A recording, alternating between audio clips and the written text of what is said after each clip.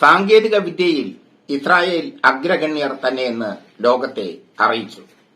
Pager ആക്രമണങ്ങളിലൂടെ, വാക്കി talkie ആക്രമണങ്ങളിലൂടെ Hezbollah കേന്ദ്രങ്ങളിൽ pager ആക്രമണങ്ങളും വാക്കി ടോക്കി ആക്രമണങ്ങളും ഇസ്രായേൽ നടത്തിയപ്പോൾ കൊല്ലപ്പെട്ടതും പരിക്കേറ്റതും ഒരുപാട് സാധാരണക്കാർക്ക്. അവർ എന്തു പിഴച്ചു എന്ന ചോദ്യം ബാക്കി.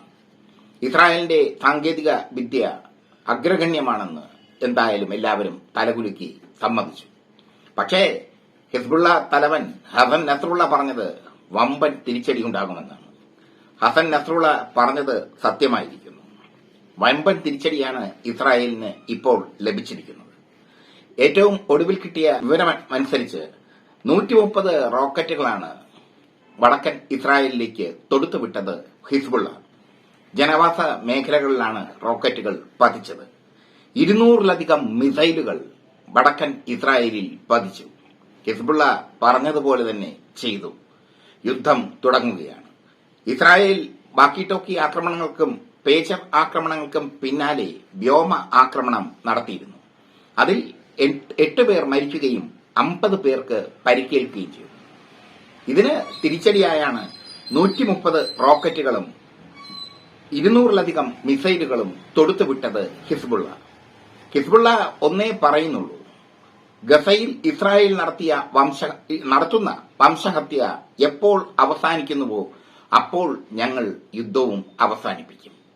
ഞങ്ങളുടെ യുദ്ധം പ്രതീകാത്മകമായ യുദ്ധമാണ്. പാവപ്പെട്ട ജനങ്ങളെയും പിഞ്ചു കുഞ്ഞുങ്ങളെയും ഗർഭിണികളെയും ഒക്കെ കൊന്നൊടുക്കുന്നതിനെതിരായുള്ള യുദ്ധമാണ്.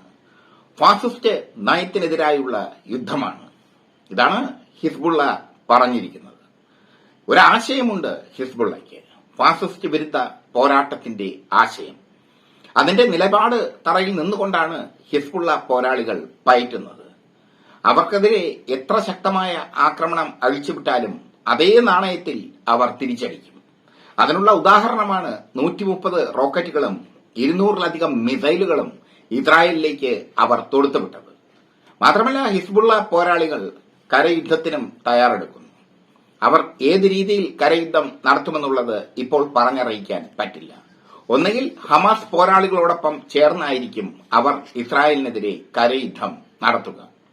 ലബനന് നേർക്ക് അതിഭീകരമായ സൈബർ ആക്രമണമാണ് ഇസ്രായേൽ നടത്തിയത്. ലോകത്തിതുവരെ കണ്ടിട്ടും കേട്ടിട്ടുമില്ലാത്ത തരത്തിലുള്ള ആക്രമണങ്ങൾ. പേജറുകൾ പൊട്ടിത്തെറിക്കുന്നു, മൊബൈൽ കടകൾ നിന്ന് കത്തുന്നു, ലബൻ തെരുവിലെ ജനങ്ങൾ ചിതറിയോടുന്നു. ഇങ്ങനെയൊക്കെയുള്ള വല്ലാത്തൊരു ആക്രമണം, അതിഭീകരമായ ആക്രമണം, ഭീകര സംഘടനകൾ നടത്തുന്നത് പോലുള്ള ആക്രമണം. അതാണ് ഇസ്രായേൽ ലബനനിൽ നടത്തിയത്. ഒരു ഭീകര സംഘടന എങ്ങനെ തന്ത്രപൂർവ്വം ആക്രമണങ്ങൾ നടത്താമോ അതുപോലെ ആക്രമണങ്ങൾ നടത്തി. നേർക്കുനേർ പോരാടി ഹിസ്ബുള്ളയുമായി ജയിക്കുക അസാധ്യമാണെന്ന് ഇസ്രായേൽ മനസ്സിലാക്കി. ഹിസ്ബുള്ളയേക്കാൾ ചെറിയ സൈനിക വൃന്ദമായ ഹമാസിനെ പോലും മറികടക്കാൻ, യുദ്ധത്തിൽ ജയിക്കാൻ ഇസ്രായേലിന് ഇതുവരെയും കഴിഞ്ഞിട്ടില്ല. ഹമാസ് ഇപ്പോഴും വീറോടെ പൊരുതുന്നു.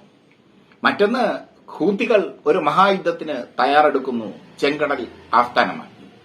ഹൂത്തികൾ 2 ദിവസം മുമ്പ് ഇസ്രായേലിലേക്ക് മിസൈൽ ആക്രമണം നടത്തിയിരുന്നു. ബാലിസ്റ്റിക് മിസൈൽ ആക്രമണമാണ് അവർ നടത്തിയത്. ഇപ്പോൾ അവർ വലിയൊരു മിസൈൽ ആക്രമണത്തിന് തയ്യാറെടുക്കുന്നുവെന്ന വാർത്ത പുറത്തു വന്നിരിക്കുന്നു. എന്തായാലും ഇസ്രായേലിലെ ജനങ്ങളുടെ കാര്യമാണ് വലിയ കഷ്ടം. അവർ ഓടി ഒളിക്കുകയാണ് ബങ്കറിലേക്ക്. വടക്കൻ ഇസ്രായേലിൽ നിന്ന് കൂട്ടപ്പലായനം നടത്തുകയാണ് ജനങ്ങൾ, സാധാരണക്കാരായ ജനങ്ങൾ. യുദ്ധത്തിന്റെ പരിണിതഫലം എന്തെന്ന് ഇപ്പോൾ ഇസ്രായേൽ അനുഭവിച്ച് തുടങ്ങിയിരിക്കുന്നു.